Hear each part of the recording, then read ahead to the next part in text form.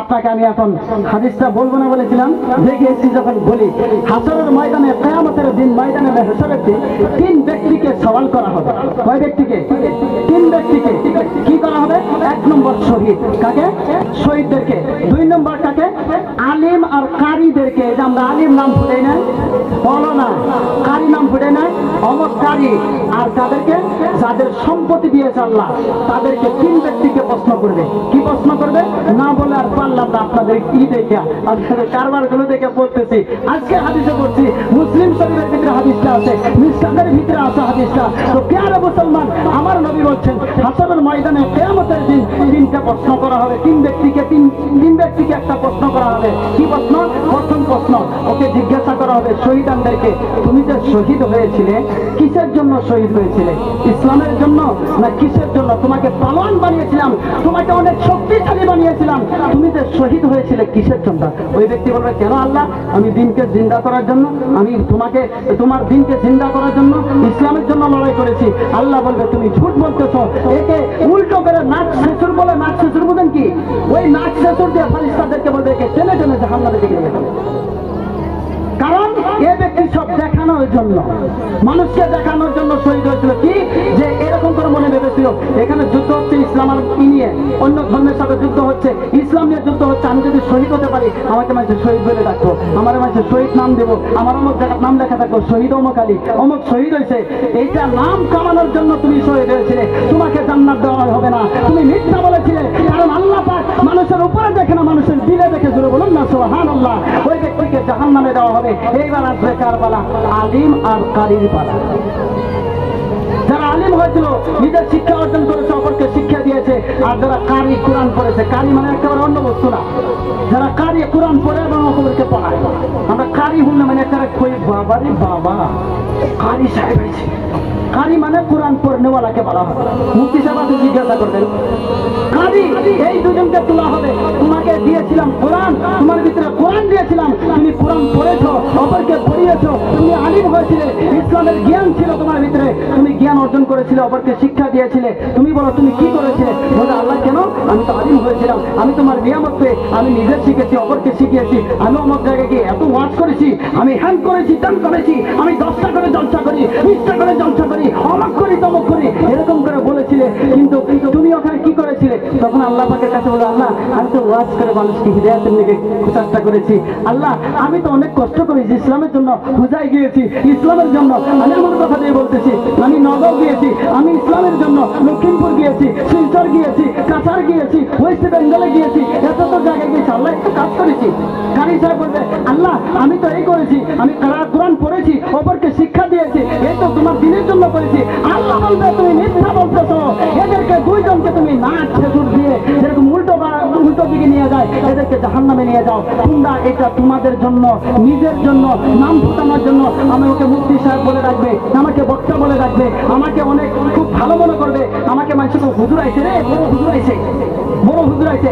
এই জন্য নাম কামানোর জন্য তুমি ইলম হাসিল করেছিলে, তুমি নাম কামানোর জন্য তুমি কারি সার্টিফিকেট লাগিয়েছিলে, তুমি ইসলামের জন্য কিছু করো নাই, ইসলামের জন্য মহব্বত করো নাই, একেও মিথ্যা কথা বলছে, একেও তুমি জাহান্নামে নিয়ে যাও। এইবার আসবে আপনাদের মধ্যে থেকে পালা। হুজুরের কথা বললাম তো খুব মজা লাগলো, তাই না?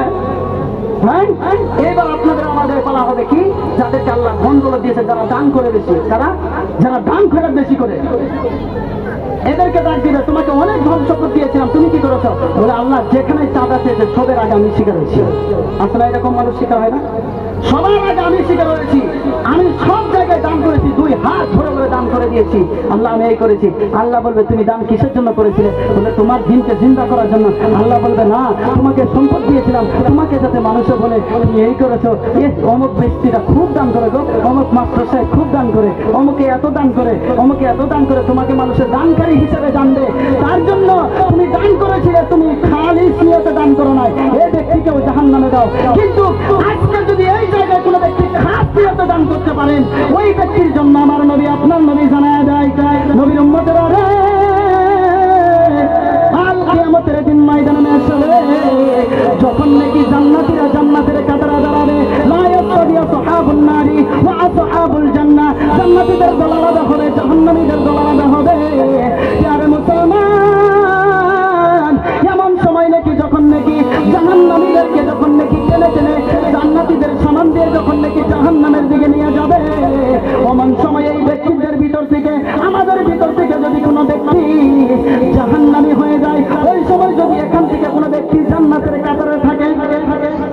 ওই ব্যক্তির দিকে তাকায় থাকো, ভাই তোমার মনে নাই অমুক মসজিদে দান করছিলাম, তুমি কালেকশন করছিলে, তোমার মনে নাই তোমার গুলগে বই থেকে আমি চান্দা দিছিলাম, তোমার মনে নাই তোমার জলসাটা আমি ওয়াজ শুনছিলাম, আজকে তুমি জলসা করে, আজকে তুমি ওয়াজ করে, আজকে তুমি এত কিছু করে তুমি আজকে জান্নাতে যাইতেছ, তোমরা জলসা শুনে জান্নাতে যাইতেছ, আমি ওর মাঝে তোমাদের সাথে সামিল ছিলাম, আমি কিভাবে করে জাহান্নামে যাই?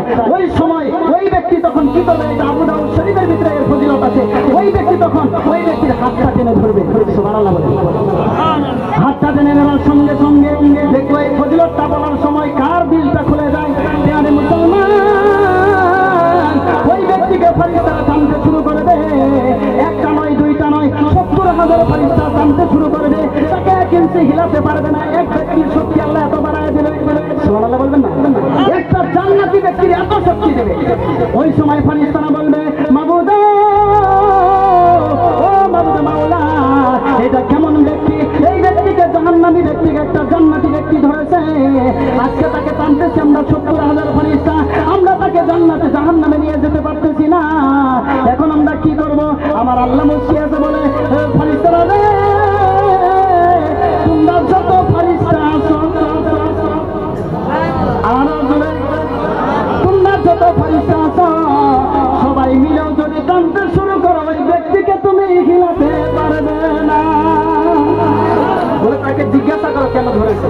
ওই ব্যক্তিকে তখন জিজ্ঞাসা করবে, তখন ওই ব্যক্তি বলবে যে শোনো ফেরেশতারা, তোমরা শোনো, এই ব্যক্তি অমুক জায়গায় অমুক জলসাতে আমার সামনে দান করেছে, ওই জলসাতে দান করার পরে জলসাতে অনেক কিছু কাজকর্ম করেছে, ওই জলসাতে গিয়ে আমি ওয়াজ শুনেছিলাম, এই ব্যক্তি ওয়াজ শুনেছিল, ওর টাকায় আমি ওয়াজ শুনেছি, আজকে ওয়াজ শুনে আমি আমল করে আমি জান্নাতে যাচ্ছি, ওর টাকায় মসজিদ হয়েছিল, সেই মসজিদে নামাজ পড়ে আমি জান্নাতে যাবো, কিন্তু ওই ব্যক্তি জাহান্নামে যাবে, এটা আমি মেনে নিতে পারি না, আমরা তো ওই ব্যক্তিকে জান্নাতে দিতে হবে।